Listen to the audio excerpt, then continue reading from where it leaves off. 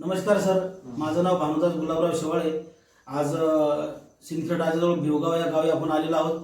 शालिग्राम शिंदे या सरांना समर्थ success life या कंपनीचं सक्सेस आर्थो पावडर, मिथॅमॅक्स कॅप्सूल आणि 7 वंडर नोनी ज्यूस 1 महिना बरोबर झाला आपण यांना दिलं होतं. तर आपण त्यांच्या मुलांनाच विचारूया की त्यांना कशाकरता आपण औषध दिलं होतं. नमस्कार शिंदे साहेब, तुम्ही सांगा. नमस्कार सर. ते आपण कशाकरता औषध दिलं होतं?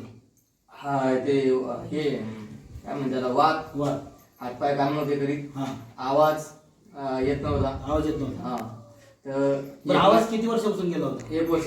1 वर्षापासून. हा. बरं, अजून काय काय त्रास होता त्याने? हे हातपाय आवाज. बरं, हा.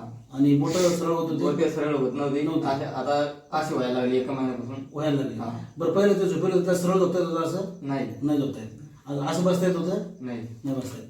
तर एका महिन्यात त्याला किती फरक जाणवला तुम्हाला? मला तर वाटतं 20 ते 30% फरक पडला. 20-30%. हा. वा, बघा. आणि हा किती वर्षापासून हा सर? 4 वर्ष. 4 वर्षापासून. हा. नमस्कार सर, बघा 4 वर्षापासून या शालिग्राम शिंदे सरांना हा आजार होता. पूर्ण याचे सांधे जखडले होते, पूर्ण मान, पूर्ण बॅक पेन पूर्ण झालं होतं. त्यांना उठणं बसणं चालता येत नव्हतं. आवाज बिलकुल बंद झाला होता. आज समर्थ सक्सेस लाईफ विटॅमिन्स कॅप्सूल 7 वंडरची कमाल आहे. आज या बाबांना हातावरती होत होते पहिले? हात वरती नव्हते. बघा, हात वर करून दाखवा. हात वर करून दाखवा. अजून होतो का? Okay okay. बघा, एका महिन्यात एवढं इम्प्रुव्हमेंट झालं. बोट सरळ करा, असे असं करा, हात असा. बरोबर.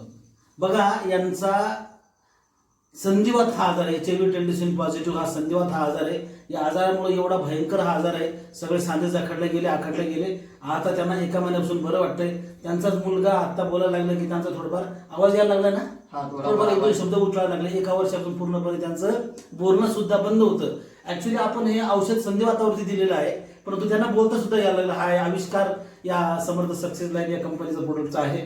तर शिंदे सर, तुम्ही नामदेव शिंदे सर, तुमचं नामदेव नाव ना?